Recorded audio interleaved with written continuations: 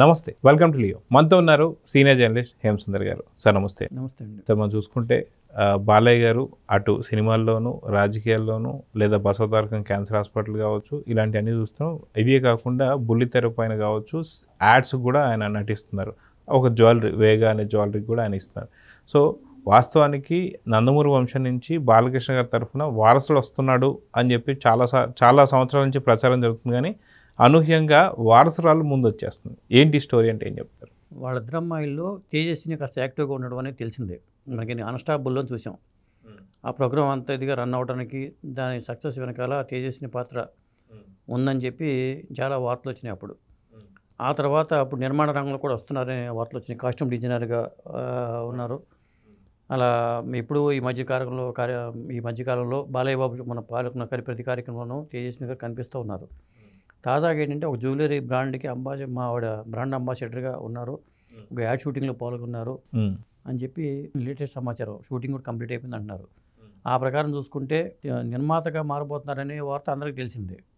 కానీ ఇట్లా brand అంబాసిడర్గా add షూట్లో పాల్గొనడం అనేది విశేషంగా చెప్పాల్సి వస్తుంది. ఎందుకంటే నందమూరి ఫ్యామిలీలో ఇంతవరకు ఎవరు కూడా ఇట్లా కెమెరా ముందుకు అయితే రాలా. యాడ్ షూటింగ్లో మేకప్ వేసుకుని కెమెరా ముందుకు రావడం అనేది. సో వాస్తవానికి ఏదైతే తెలుగు సినిమా ఇండస్ట్రీ కూడా తను యాడ్ షూట్కి మేకప్ వేసుకుంటుంది అంటే ఖచ్చితంగా ఏదైనా సరే తెలుగు సినిమాలలో కూడా యాక్ట్ చేయబోతుంది అని చెప్పేసి అని కొంత వార్తలు అయితే స్ప్రెడ్ చేస్తున్నారు.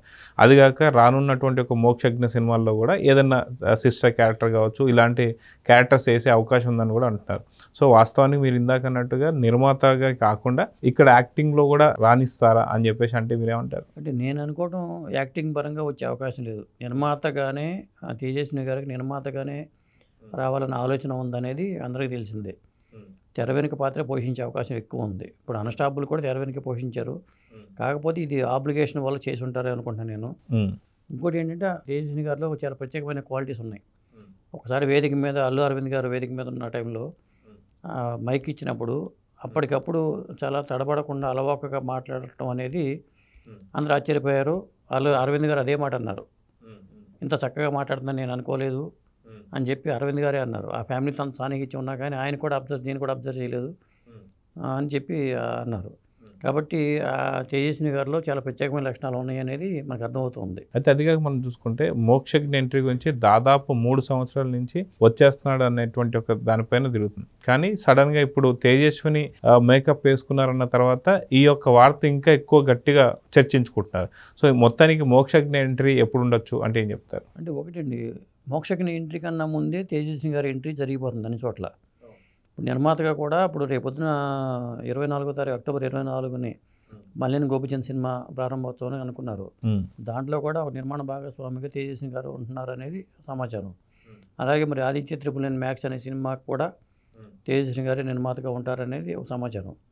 కాబట్టి మోక్షజ్ఞ ఎంట్రీ ఎప్పుడున్నా కానీ ముందుగా వినిపిస్తున్న పేరైతే తేజస్విని గారి పేరే అని చెప్పాల్సి వస్తుంది. సో అదే నందమూరి వంశంలో మొదటి మహిళగా మేకప్ వేసుకున్నారంటే ఎట్లా చూస్తారు? అంటే ఇప్పుడున్న జనరేషన్లో తప్పేం కాదు. ఇప్పుడున్న జనరేషన్లో ఎందుకంటే మహేష్ బాబు గారి అమ్మాయి కూడా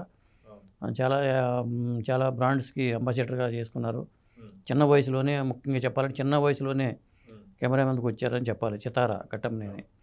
మరి అలా చూసుకుంటే మరి నిహారిక గారు కావచ్చు, మా చిరంజీవి గారి అమ్మాయి కాస్ట్యూమ్ డిజైనర్గా చాలా సినిమాలకు పనిచేస్తూ ఉన్నారు. ఇప్పుడు ఎవరో కూడా తక్కువ లేదు. దత్తు గారి పిల్లలు నిర్మాతలుగా వచ్చారు. ఇలా తమిళనాడులో చూసుకుంటే తమిళనాడులో రజనీకాంత్ గారి పిల్లలు ఉన్నారు, కమల్ హాసన్ గారి పిల్లలు ఉన్నారు. పెద్ద పెద్ద సూపర్ స్టార్స్ పిల్లలు కూడా సినిమా ఫీల్డ్తో మేకమై ట్రావెల్ అవుతూ ఉన్నారు. కాబట్టి ఆ ఫీల్డ్ వాళ్ళకి తెలిసిన ఫీల్డ్ అదే. వేరే ఫీల్డ్తో వేరే బిజినెస్లోకి ఎంటర్ కాలేరు. కాబట్టి దీని మీద ఫోకస్ పెట్టడం బెటర్ అనుకుని ఉండొచ్చు. సో చూద్దాం సార్, మొత్తానికి బాలకృష్ణ గారికి సంబంధించి వారసుడు వచ్చేస్తున్నాడు అనుకుంటే వారసురాలు అయితే వచ్చేసింది. సో చూద్దాం జరగబోతున్నాం. నమస్తే. నమస్తే.